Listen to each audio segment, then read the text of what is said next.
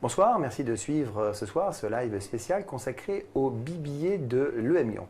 Alors pour parler du BBA de l'EM Lyon, nous recevons ce soir Jean-Charles Clément, qui est directeur du BBA de l'EM Lyon, et Théo Maréchal, qui est étudiant en première année au BBA de l'EM Lyon. Alors messieurs, merci d'être présents et de répondre aux questions qu'ont posées les internautes et qu'ils vont poser pendant la demi-heure que nous allons passer ensemble. Première question peut-être pour vous, Jean-Charles. Le BBA de l'EM Lyon, en quelques mots, c'est quoi? Le programme BBA de l'EM Lyon sur le campus de Saint-Étienne, c'est un programme post-bac en 4 ans et qui s'adresse à un public d'étudiants qui souhaitent avoir une formation d'excellence en tout ce qui est business et management et qui se destinent à devenir des managers opérationnels. Alors, il y a un mot que vous n'avez pas prononcé, c'est le mot numérique ou digital, puisque vous annoncez un campus 100% digital. Alors, avant que vous ne répondiez sur ce qu'est le campus 100% digital, peut-être vous, Théo, concrètement, ça se traduit par quoi au quotidien pour vous? Alors, ça se traduit par de nombreux aménagements en fait, du campus. On a des salles totalement rénovées avec des Apple TV dans toutes les salles, des tableaux tout autour des murs qui permettent une certaine interactivité, des salles qui sont filmées avec des steel cases un peu à l'américaine. En fait, c'est plein de petits aménagements qui font que le quotidien à l'EM Lyon Campus Saint-Étienne est mieux que dans d'autres écoles. Alors, on comprend bien cet aspect nouvelle technologie, mais en termes de pédagogie, ça change quoi profondément? Nous, c'est ce qu'on appelle un petit peu l'innovation pédagogique. Nous, ce qu'on entend par innovation pédagogique à l'EM Lyon, c'est la façon dont on organise la pédagogie. Ce n'est pas juste des nouvelles technos pour des nouvelles technos, c'est une autre façon de réaliser la pédagogie. Par exemple, on propose des iPads à nos étudiants. Il y a une question là-dessus. Vous offrez des iPads et ça sert à quoi? Eh bien oui, ça leur permet déjà d'être beaucoup plus en interaction avec les étudiants en cours, puisque à la fois les étudiants, mais les profs ont tous à leur disposition un iPad. Ça leur permet d'avoir plus de fluidité dans le cours. Par exemple, si vous voulez donner la main à un étudiant pour qu'il présente sur Excel ou sur n'importe quel support un document, eh bien vous passez la main via l'Apple TV. Donc du coup, l'étudiant se connecte au vidéoprojecteur et hop, tout de suite il prend la main, il peut montrer ce qu'il veut proposer. Ça vous arrive, Théo Oui, ça m'est arrivé de nombreuses reprises, notamment quand à chaque fois on doit... La semaine dernière encore, je présentais une conférence et j'avais mon iPad à portée de main pour, en fait, c'était pour suivre ma ligne directive en fait, de ma conférence. Alors, on a plusieurs questions qui sont certainement pour vous, Jean-Charles, qui concernent Saint-Étienne, puisque pour que ce soit bien clair, le programme est proposé sur le campus de Saint-Étienne. Tout à fait. Alors, quel rapport finalement avec l'ESC Saint-Étienne tel qu'on a pu le connaître? Comment ça se passe concrètement sur place? L'ESC Saint-Étienne en fait est en phase de s'arrêter. Donc nous, on a profité, ça a été une opportunité pour nous de pouvoir avoir accès bien évidemment à des locaux et avoir accès, puisqu'on a recruté une partie du staff ou quelques enseignants de l'ancienne ESC Saint-Étienne qui, eux, connaissent les programmes bachelor, puisqu'à l'EM Lyon, historiquement, on n'était pas positionné sur des programmes bachelor. Par conséquent, avec leur expérience et avec les process EM Lyon, avec la rigueur EM Lyon, la démarche innovation pédagogique et entrepreneuriale de l'EM Lyon, ça a permis de faire une bonne mayonnaise entre deux cursus. Alors Théo, vous m'avez expliqué que vous étiez donc l'année dernière en terminale en Ile-de-France et que vous avez choisi donc le BBA de l'EM Lyon. Pourquoi est-ce que vous n'avez pas choisi une école, on va dire classique, en 5 ans? Pourquoi avoir choisi un programme en 4 ans? Alors pourquoi le BBA? C'est une bonne question. En fait, tout simplement parce que je trouvais que toutes les écoles, qu'elles soient parisiennes ou non, en 5 ans, en fait, étaient vachement, comment je puis dire, un peu limitatives dans le sens où quand on finit notre bachelor, on a d'autres opportunités de par le nom EM Lyon, de par tous les contacts qu'elle a à l'international pour pouvoir faire un master, voire même un master spécialisé en France pour les franchouillards qui veulent rester en France. Mais sinon, on a toute cette palette en fait, qui peut nous amener à poursuivre soit à l'international, soit en France, ce qu'on ne retrouvait pas avec des écoles en 5 ans. Qui nous obligeait à finir le master. C'est peut-être même tout l'intérêt d'un programme en 4 ans, bachelor, c'est que c'est une sorte, allez, si on devait schématiser, ça peut être un 4+1. C'est-à-dire vous faites 4 ans de bachelor et puis après, si vous avez vraiment besoin de vous spécialiser, eh bien vous faites une année supplémentaire, par exemple dans des masters spécialisés.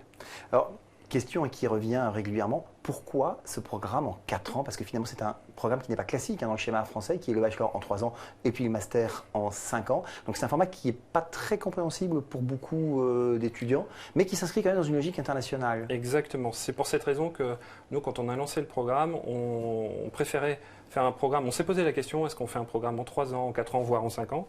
Et on a raisonné vraiment sur le 4 ans, c'était le plus approprié, dans la mesure où si on veut faire un bachelor, si on veut proposer un programme d'excellence avec de l'immersion internationale conséquente, avec de l'expérience professionnelle sous forme de stage également conséquente, on s'est aperçu que finalement il fallait un programme plutôt en 4 ans.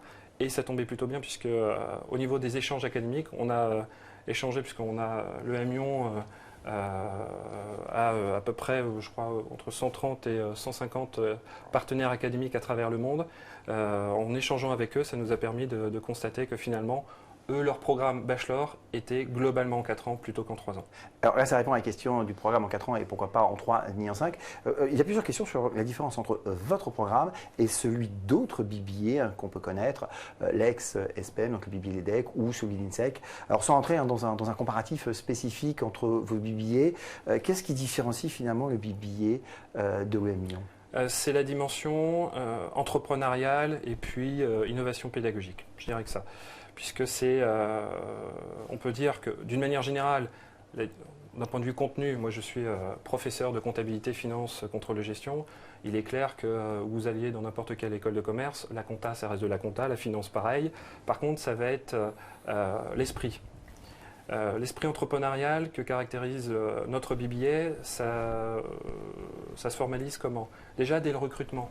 Puisqu'on demande à nos étudiants ce qu'on appelle un dossier numérique, un e-portfolio, et on demande à chaque candidat de pouvoir se vendre dans le sens où quelle est la différenciation entre tel candidat et tel autre candidat. Donc comment montrer sa différenciation par rapport aux autres. Et ça c'est difficile pour un candidat quand vous pensez que les étudiants peuvent avoir 16, 17 ou 18 ans, de pouvoir se différencier en plus de la salle de cours quand vous êtes au lycée, bien sûr. Et puis durant toute la partie pédagogique, notamment les 2 premières années, on est sur 50% de cours fondamentaux en management et en gestion, et puis 50% d'approche expérientielle. Et c'est là également notre grosse différenciation sur la dimension innovation pédagogique, puisque les étudiants sont amenés, peut-être que Théo pourrait prendre quelques exemples, mais il y a par exemple l'enquête terrain.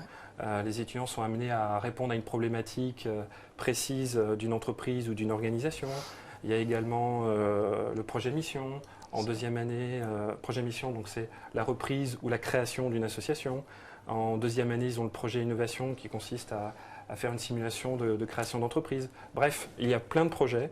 Donc les étudiants sont amenés à travailler en mode projet et c'est la raison pour laquelle nous, on veut recruter spécifiquement des étudiants qui ont développé une capacité du potentiel à travailler en mode projet. Ça, c'était une dimension que vous aviez saisie, Théo, l'entrepreneuriat et l'innovation pédagogique. Oui, bien sûr, c'est un des principaux faits qui a fait que j'ai choisi le BBA de l'EM Lyon, puisqu'en fait, dès le départ, je savais à quoi m'attendre, puisque je m'étais bien renseigné, notamment sur l'enquête terrain. Il s'est avéré que je l'ai fait, c'était comme dans mon imagination, et en fait, j'ai pas été déçu du tout sur ce point-là, et c'est même une des forces du programme. Autre question peut-être pour vous, on vous dit bonjour, le M Lyon est connu pour ses masters, pourquoi avoir mis un programme MBA et est-il possible de poursuivre par un MSc plutôt que par un master spécialisé? Alors, 2 questions. Première partie de la question, pourquoi un programme bachelor?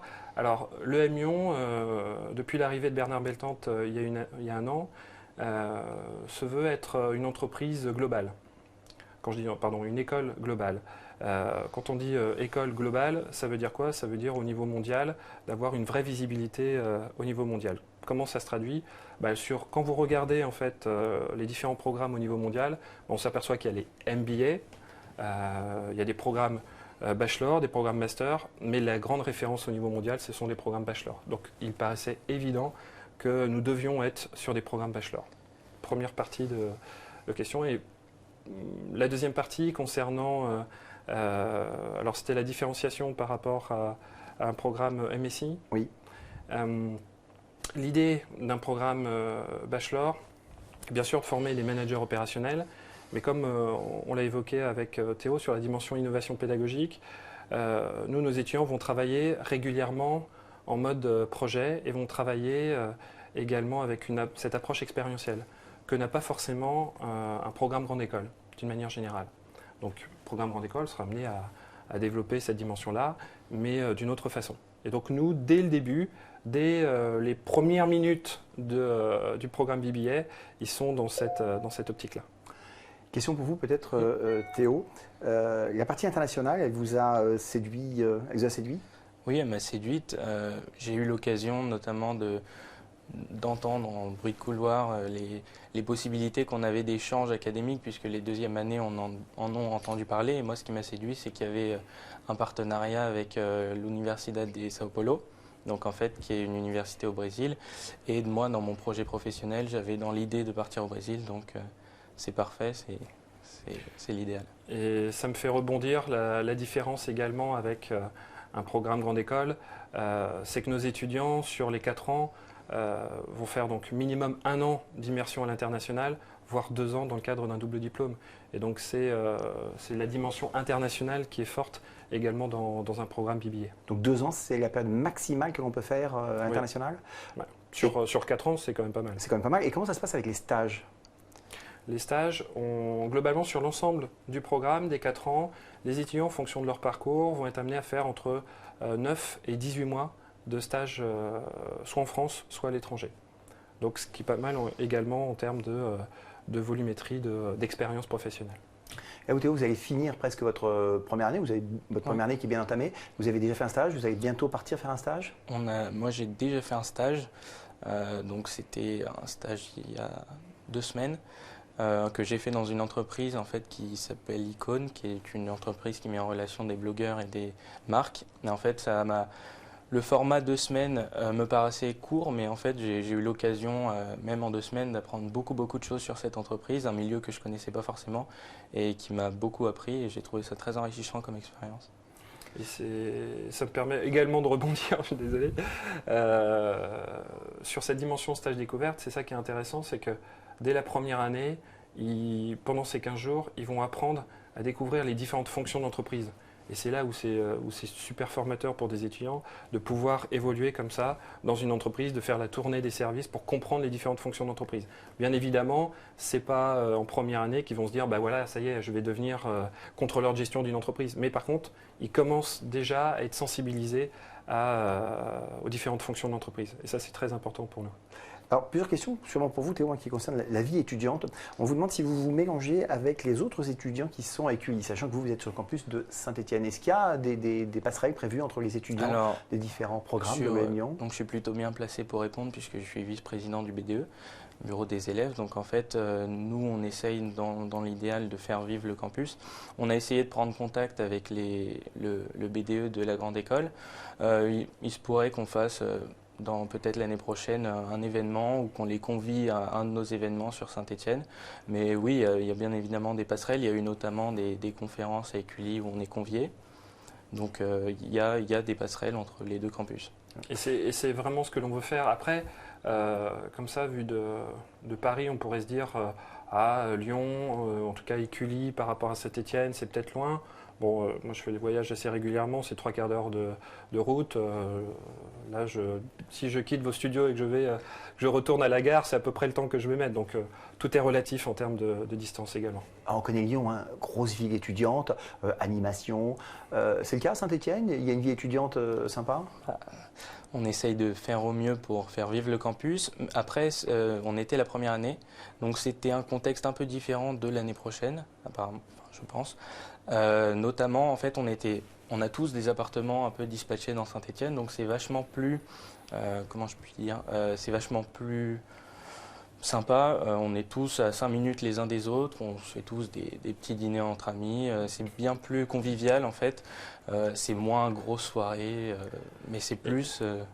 Puis de temps en temps, j'entends dire que les étudiants font des before, non pas des after, mais des before sur le campus. Donc ça va sûrement se développer par la suite. Et puis en face, juste de l'autre côté de la rue, on a les étudiants des mines de Saint-Étienne également. Donc, par exemple, en deuxième année, on a le projet innovation et on va travailler avec les étudiants des mines de Saint-Étienne. Donc, il y a une vraie volonté de, pas forcément de travailler avec uniquement des étudiants d'Écully, mais avec des étudiants d'autres formations qui se situent à Saint-Étienne. Alors, il y a une question qu'on ne peut pas éluder, d'autant plus qu'elle a été posée. Vous savez, il y a des villes qui traînent des réputations, des on-dit. Et voilà, est-ce que Saint-Étienne est vraiment une ville agréable, complètement sécurisée? Voilà, c'est une question qui revient. Dès que je passe la frontière du Rhône, du département du Rhône, forcément je change ma plaque d'immatriculation pour changer ma plaque de 69 en 42. Non, blague à part, non, bien évidemment, il peut y avoir des problèmes, et comme dans toutes les villes, si vous cherchez les problèmes, vous pouvez en trouver à Saint-Étienne comme vous pouvez en trouver à Lyon ou à Paris. Donc ça c'est une question qui peut exister, mais qui, bon, pas plus qu'ailleurs. Alors, revenons-en à des sujets plus pédagogiques, puisqu'on a plusieurs questions qui sont posées par rapport au concours, les difficultés du concours, les épreuves. Alors, peut-être que vous pouvez nous parler des épreuves, et puis Théo, vous nous direz comment ça s'est passé pour vous. Alors, pour candidater, il y a 5 épreuves. Donc, il y a d'abord un dossier de candidature, dans lequel on demande aux étudiants d'indiquer leur motivation, les raisons pour lesquelles ils veulent poursuivre la formation. Et dans ce dossier, on regarde bien évidemment les bulletins de notes des 2 dernières années.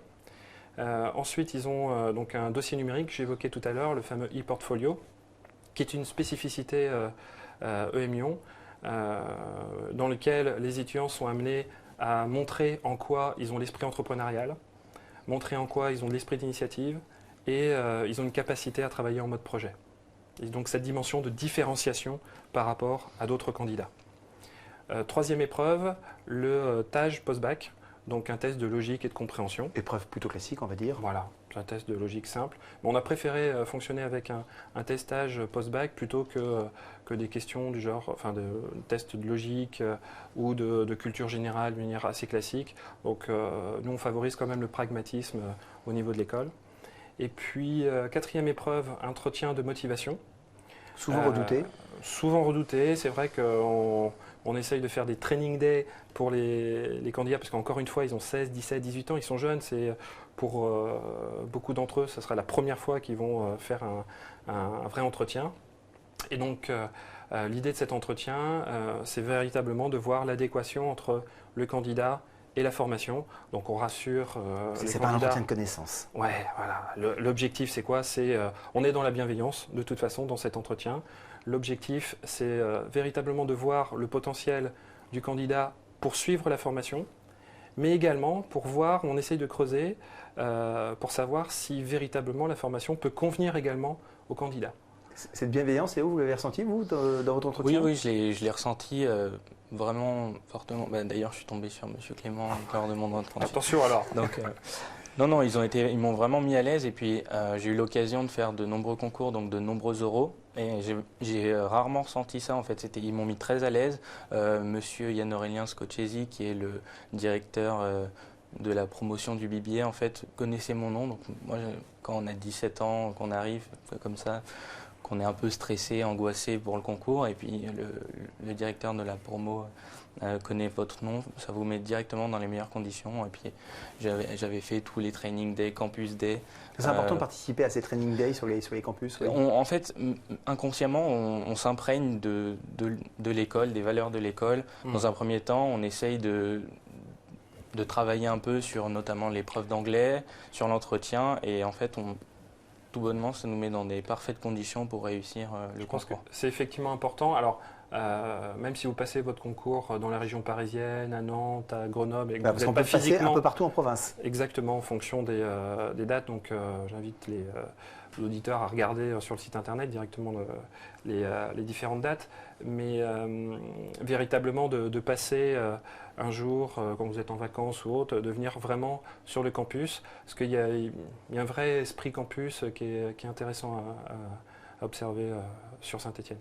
Vous êtes entraîné auparavant, notamment pour les épreuves écrites peut-être? Moi, je m'étais entraîné. Ma mère, voulant de la sécurité, elle m'avait un peu forcé à prendre tout. Elle m'avait engagé à faire des prépas Donc, des prépas un peu spécifiques. Des prépas pour tous les concours. Elle voulait que je passe tous les concours, donc je m'étais bien préparé.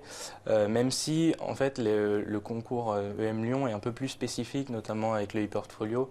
En fait, là aussi, j'ai l'occasion de rebondir, puisque le e-portfolio, en fait, c'est pas juste pour faire un e-portfolio, c'est parce qu'après, par exemple, là, on nous en demande 2, donc un pour le stage et un en marketing. Donc, c'est vraiment un outil, en fait, qui va nous servir plus tard dans les cours. C'est pas juste pour le fun, voilà. C'est vraiment, on va développer ça plus tard. Et il y a une 5e épreuve quand même, l'entretien en anglais, également d'une quinzaine de minutes, 15-20 minutes, pour bien sûr connaître le niveau d'anglais des candidats. Alors ça tombe bien parce que justement Marie nous a demandé précédemment quel était le niveau d'anglais demandé. Est-ce qu'il y a beaucoup de cours en anglais et est-ce que c'est éliminatoire? Alors, il n'y a pas à proprement parler d'épreuve éliminatoire. Toutefois, quand on fait, vous en doutez, quand on fait notre jury d'admission, on regarde les notes des différents candidats et on peut bien évidemment éliminer entre guillemets des candidats qui auraient de mauvaises notes, première idée. Et concernant les cours en anglais, lors de la première année, il n'y a que 2 cours qui sont en anglais, donc c'est à dose homéopathique. Et c'est vraiment une volonté de notre part d'y aller doucement sur les cours en anglais. Pour quelle raison? Parce qu'on entend souvent parler de oui, voilà, nous on fait un programme tout en anglais, etc. Il n'empêche que les difficultés techniques, je reprends mon exemple de comptabilité, finance, contrôle, gestion, vous cumulez une problématique, enfin des problèmes de compréhension technique avec une compréhension de la langue. C'est une bonne façon d'échouer en termes d'acquisition de compétences. Donc ça va venir en temps et en heure, mais on y va progressivement. Donc c'est vraiment à dose homéopathique dans un premier temps, donc 2 cours en première année, je crois qu'il y a 3 cours en deuxième année. Par contre, en troisième année, la troisième année est 100% en anglais. Théo, on vous demande si vous étiez un bon étudiant en terminale et quelle moyenne, à partir de quelle moyenne on peut espérer avoir un avenir dans votre école? Alors, j'étais un bon étudiant, enfin, si je peux situer une moyenne, ce serait autour de 12, mais je n'étais pas forcément très intéressé par les cours qu'il y avait à l'école, au lycée. Et justement, depuis que je suis au BBA, tout change, un grand changement. Après, je pense que c'est pas, pour revenir à la question, je pense que c'est pas une notion de moyenne à l'école, c'est plus une notion de personnalité, de ce que l'étudiant, ce que le candidat peut apporter à l'école. Et ça, Monsieur Clément... Ouais, ça c'est important, c'est pas qu'une histoire de moyenne. Faut bien casser cette idée reçue du genre j'ai une bonne moyenne, je suis très bon, ok, donc ça va bien se passer. Non, c'est pas du tout dans cet état d'esprit. Alors, a priori, oui, mais c'est pas uniquement ce raisonnement-là. Quand on dit bachelor d'excellence, l'objectif c'est que vous soyez excellent. Après, vous entrez avec votre valeur ajoutée. Quelle est-elle, cette valeur ajoutée? L'objectif, c'est que également, quand on va demander à nos étudiants dès la première année de travailler en mode projet, de faire l'approche expérientielle qu'on évoquait, dès le début, sur par exemple l'enquête terrain, ils vont être amenés à proposer des réponses, des préconisations aux entreprises et aux organisations. Donc ils vont être en mode acteurs. Quand on dit souvent que les étudiants doivent devenir des acteurs de leur formation, moi je vais beaucoup plus loin, ils doivent être des producteurs de savoir. On n'est plus là uniquement pour leur donner du savoir, c'est à eux également de produire du savoir et de savoir le communiquer. Donc dans votre mode de recrutement, vous vous différenciez un peu d'autres écoles qui recrutent à post-bac et qui vont y regarder les notes de terminale, voire pour certaines, dit-on, jusqu'en première. Nous, on regarde terminale et première, mais ce n'est pas uniquement. Par exemple, sur l'ensemble des 5 épreuves que je vous évoquais, au total, ça fait COEF 10 et il y a COEF 1, donc 10% de l'évaluation se fait sur la dimension des notes de terminale et de première. Mais autrement dit, 10%, c'est un élément, mais ce n'est pas déterminant. Y a-t-il d'autres modes d'admission que la voie par la terminale? Après, vous pouvez très bien candidater en deuxième ou troisième année. Donc quand vous candidatez en deuxième année, vous avez les mêmes catégories d'épreuves que je vous évoquais tout à l'heure, les fameuses 5 épreuves. La différence, c'est qu'il faut avoir validé, bien évidemment, l'équivalent de 60 crédits ECTS, donc d'une année d'un programme. Alors, plusieurs questions sur la poursuite d'études, question qui se pose toujours après un MBA. On a parlé du master spécialisé. On vous demande si vous avez l'intention de mettre une 5e année, comme ça peut exister pour d'autres bachelors qui ont mis des 5e années optionnelles pour leurs étudiants. c'est pas du tout l'objectif. L'objectif, c'est quoi? C'est au bout des 4 ans, les étudiants savent, nous aussi, on sait quelles sont leurs compétences et donc ils peuvent commencer à travailler à la sortie du programme bachelor. Après, si certains étudiants sont amenés à se dire, bah voilà, par rapport à mon projet professionnel, j'ai besoin d'avoir une spécialisation, d'acquérir des compétences supplémentaires, complémentaires, eh bien, pourquoi pas? Mais dans ces cas-là, cette 5e année se fait, en général, ça peut se faire dans des masters à l'international ou éventuellement master spécialisé. Mais en aucun cas, l'idée, c'est de faire une 5e année pour faire une 5e année. L'objectif, c'est pas de prendre, entre guillemets, certains peuvent faire ça pour prendre une année de frais de scolarité supplémentaires. C'est pas la politique de la maison. Vous, Théo, vous savez déjà ce que vous voulez faire après votre BBA? Vous avez déjà une idée ou c'est quand même encore Moi, un peu j'avais tôt? un projet professionnel très réfléchi, mais c'est depuis longtemps. En fait, j'aimerais travailler dans tout ce qui est médias, travailler en tant que directeur de programme dans l'idéal d'une chaîne de télé. Et en fait, c'est pour ça que l'EM Lyon, je pense, va m'apporter beaucoup de choses, dans le sens où pour avoir ce poste-là, il faut une certaine polyvalence, savoir jongler avec de nombreuses choses, en fait, de nombreux cours, de nombreuses connaissances. Et en fait, ensuite, moi, j'aimerais poursuivre mes études dans un champ plus spécialisé audiovisuel, type CELSA ou des masters spécialisés dans... Bah, c'est précis. Bon, vous êtes venu avec votre CV parce que je pense Bah voilà, que on va regarder. pour votre stage. Une question, on vous demande quel est le taux de réussite à votre concours?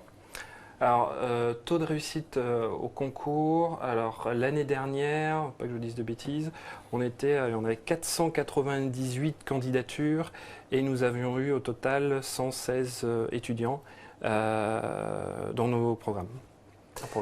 Autre question pour Alors, vous? je me permets juste Oui. de préciser, encore une fois, on peut peut-être se dire, tiens, finalement, peut-être par rapport à d'autres concours, c'est peut-être pas si sélectif que ça. Encore une fois, la vraie grosse sélectivité, c'est ce fameux dossier numérique, puisqu'on a beaucoup de candidatures qui ne se font pas. Pour quelle raison? Parce que quand vous devez, encore une fois, montrer votre différenciation, curieusement, il y en a déjà beaucoup moins de candidats. Police vous demande si les étudiants qui sont à l'EQI ont les mêmes droits, c'est le mot qu'elle utilise, que les étudiants qui sont sur votre campus de Saint-Étienne ont les mêmes droits que ceux de votre campus d'EQI. Alors, je vais interpréter le mot droit. Ben oui, Je suis obligé parce que c'est un petit peu large. Les étudiants du programme BBA, quand ils vont finir leur scolarité, ils seront diplômés du programme BBA, donc ils auront accès, comme les étudiants du programme en école, au réseau des diplômés. Alors même déjà pendant leur formation, bien sûr, mais ils seront diplômés EM Lyon, donc seront à EM Lyon Forever. Voilà, premier élément. En termes de... Alors je ne sais pas si c'est du droit, mais bien évidemment, les étudiants à Saint-Étienne vont profiter également de la pédagogie des profs qui sont historiquement basés à Écully. Donc ce sont des profs EM Lyon, bien évidemment. Et l'idée, c'est d'avoir à peu près aux alentours de 50% du programme soit réalisé par des professeurs permanents de l'EM Lyon. Parce que ça, c'est une question qui a été posée. C'est par qui est assuré l'enseignement du programme du BBA? Vous avez votre réponse, 50% du programme par les professeurs permanents de l'EM Lyon. La réponse est claire. Autre question sur les partenariats internationaux dont on parle beaucoup, puisque BBA a quand même une forte dominante internationale. On vous demande si l'on peut bénéficier des mêmes accords que finalement ceux que l'EM Lyon a mis en place pour ces différents programmes. Est-ce qu'on bénéficie finalement de toutes les facilités du groupe EM Lyon? Alors, effectivement, le groupe EM Lyon, ce que je vous évoquais en introduction, on a plus d'une centaine d'échanges académiques pour le groupe EM Lyon. Bien évidemment, par rapport au programme BBA, donc on s'est concentré sur nos partenaires académiques qui proposent bien évidemment des programmes similaires, donc des programmes BBA. Donc au sein de ces programmes-là, on travaille avec eux main dans la main pour proposer ces échanges académiques. Donc là, en quelques semaines, l'année dernière, on avait déjà plusieurs dizaines d'échanges académiques et donc de partenaires académiques. On citait 2 ou 3 éventuellement. On avait, par exemple, au Canada, on avait HEC Montréal, on avait Carleton, on avait en Italie la Bocconi, en Espagne, on avait ICAD, Sao Paulo, vous l'avez évoqué, puis également en Asie, on a d'autres partenaires en Asie, donc un petit peu partout à travers le monde. Pascal vous demande combien vous avez enregistré de candidatures cette année, et c'est-à-dire que vous auriez un nombre à la hausse de candidatures? Oui, on en est, je crois, à la première session, on était déjà un peu plus de 600. Puisque nous proposons bien sûr plusieurs sessions de recrutement, et donc là on était déjà à 600 pour la première session. Autre question de Romain qui vous dit, voilà, l'école et les programmes étant tout nouveaux, est-ce que tout ce qui est annoncé sur votre site internet ou dans vos différents programmes, est-ce qu'on retrouve tout réellement, campus avec Learning Hub, liaison avec l'école des QI, voilà, est-ce que tout ce que vous promettez est tenu? Nous sur notre programme, alors sur Saint-Étienne, bien évidemment que oui, ça rebondit peut-être à la question tout à l'heure concernant la relation qu'on a avec Écully. À partir du moment où on veut travailler, où on veut développer des éléments type du Fab Lab ou du Learning Hub, etc., bien évidemment, on y a accès comme les étudiants d'Écully, sans aucun problème. Ça ne pose pas de problème. Et j'aurais tendance à dire, il n'y a peut-être même pas besoin d'aller jusqu'à Écully, puisque ce que je vous évoquais, c'est que nous travaillons avec les mines de Saint-Étienne, et donc du coup, ils ont également leur Fab Lab et leur façon de travailler, qu'on pourrait éventuellement travailler ensemble plus tard. Question de Pierre, il vous demande si pendant les périodes de stage à l'étranger ou les périodes où ils ne sont pas vraiment dans l'école, est-ce qu'ils payent les mêmes droits de scolarité? Oui, on a annualisé les droits de scolarité sur les 4 ans. 8 500 € par an. D'accord, et donc peu importe la période que l'on passe, c'est annualisé. Effectivement. Autre question qui nous ramène au 100% digital. Ça, c'est quelque chose que vraiment vous vivez au quotidien, Théo, vraiment tous les jours? Ah oui, oui, on s'en aperçoit tous les jours puisque on l'utilise au quotidien dans tous les cours. Là, je vais encore reparler. En marketing, par exemple, on doit faire un e-portfolio. Il y a beaucoup de travail de groupe qui utilisent fortement toutes les choses qu'on nous met à disposition, notamment des box qui sont très, très bien pour travailler, avec des Apple TV notamment encore pour l'utilité des iPads. Et vraiment, on sent au quotidien que ce n'est pas des installations pour faire des installations, ça a vraiment son utilité dans tous les cours. Ça a dû beaucoup changer. Oui. De la terminale. Oui. Une grosse rupture. Oui, c'est une grosse rupture. C'est bien plus pratique. Moi qui suis très pragmatique, c'est vraiment, je m'y retrouve à 100% dans ce programme, sinon je ne serais pas ici. Et justement, je trouve que ce qu'on nous met à disposition, c'est vraiment incroyable. C'est pour ça que c'est très important, au moment de l'entretien de motivation, d'échanger avec l'étudiant, avec le candidat. Pour quelle raison? Parce qu'il y a une énorme rupture par rapport à la terminale. Vous savez, quand vous êtes en terminale, vous avez beaucoup d'heures de cours, c'est beaucoup de face-à-face, très peu de travail de groupe. Et là, on change totalement de mode pédagogique. Et du coup, il faut repérer chez le candidat sa capacité justement à évoluer comme ça, en travail de groupe. Inutile de vous dire que quand vous avez 17-18 ans, que vous travaillez, vous êtes en équipe sur un dossier, et puis vous avez ce qu'on appelle les passagers clandestins au sein d'un groupe, ça fait partie aussi de l'apprentissage. Alors, question rapide, est-ce qu'on peut accéder à votre école ou à ce programme avec un BTS? Oui, et en fonction du BTS, de votre niveau, etc., eh bien, vous pourrez candidater soit en 2e année, soit en 3e année. Est-il facile de redoubler son année en cas de non-validation d'une matière? Quels sont les risques encourus? Alors pour valider, alors là j'aurais tendance à dire se référer manuel de l'étudiant. Donc pour valider votre année, il faut avoir 60 crédits ECTS. Et si vous n'avez pas 60 crédits ECTS, on a plusieurs options bien sûr. Il faut avoir en dessous de 50 crédits ECTS et automatiquement redoublement. Et entre 50 et 60 crédits ECTS, vous avez la possibilité de passer au rattrapage. Et après rattrapage, en fonction des notes que vous avez obtenues, s'il reste juste un seul cours, on peut vous laisser, vous laisser passer en année supérieure. Et auquel cas, il faudra rattraper bien évidemment l'année d'après. Autre question, on vous demande au final, quelle différence entre les métiers et les carrières auxquels on peut prétendre quand on sort du BBA de l'Union, et éventuellement la différence avec les carrières quand on sort du programme master classique de l'EM? Alors, en termes véritablement d'intitulé de job, on a souvent les mêmes intitulés de job. Par contre, concrètement, dans le quotidien, ce n'est pas forcément le même travail. Pour quelle raison? Vous apercevez qu'un étudiant, l'intérêt d'un étudiant qui sort d'un programme BBA, c'est quoi? C'est une forte dimension internationale. Et comme il y a cette forte dimension internationale, les entreprises, quand elles vont proposer du travail, elles vont se concentrer sur des compétences, mais également sur des profils. Le fait qu'un étudiant BBA puisse travailler dans plusieurs langues et pu être confronté au travail avec des étudiants d'école d'ingénieurs, donc avec une mentalité différente. Bref, ça leur permet d'avoir une flexibilité et une opérationnalité beaucoup plus importante que lorsque vous sortez d'un programme grande école.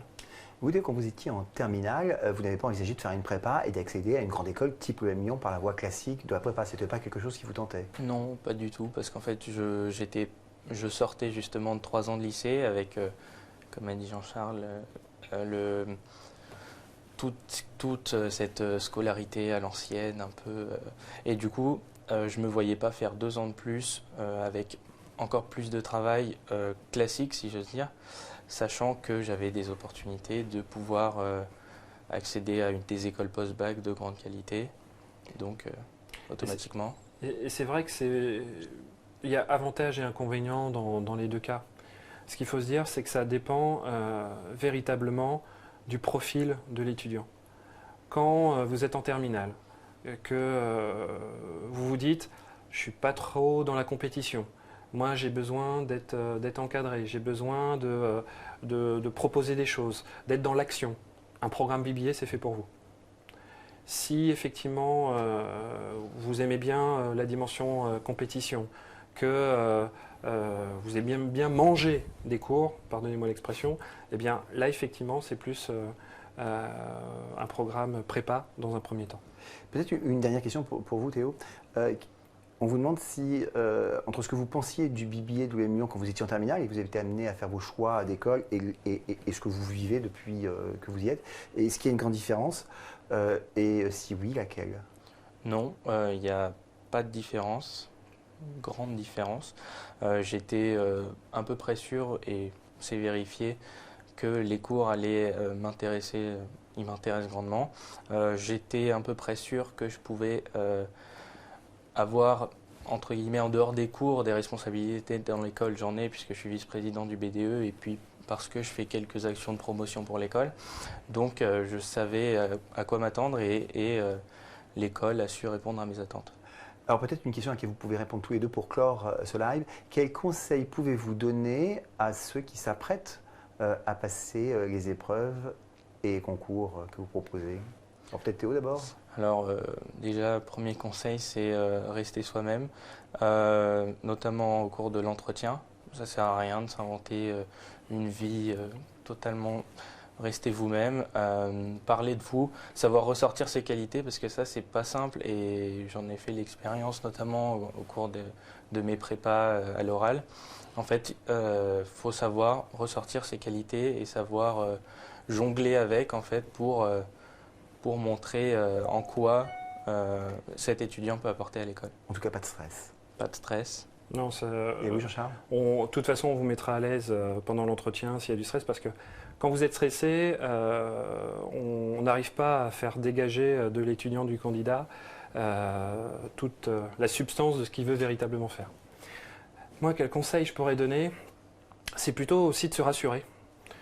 Pour se dire que, vous savez, quand on parle de projet professionnel, on se doute bien, sûrement vous comme moi, à 16, 17 ans, 18 ans, on ne savait pas forcément ce qu'on voulait faire. Oui.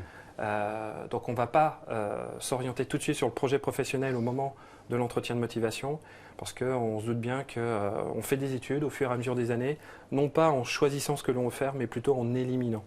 Donc moi je sais que j'ai su ce que je voulais faire, la pédagogie, à 23-24 ans, et donc ça met quelques temps à se mettre en place, donc c'est pour ça que, d'où l'intérêt également, encore une fois, d'un programme bachelor très opérationnel, c'est que ça vous permet de découvrir tout de suite l'entreprise rapidement, ce qui vous permet tout de suite après de vous dire, tiens, finalement c'est ça que j'ai envie de faire.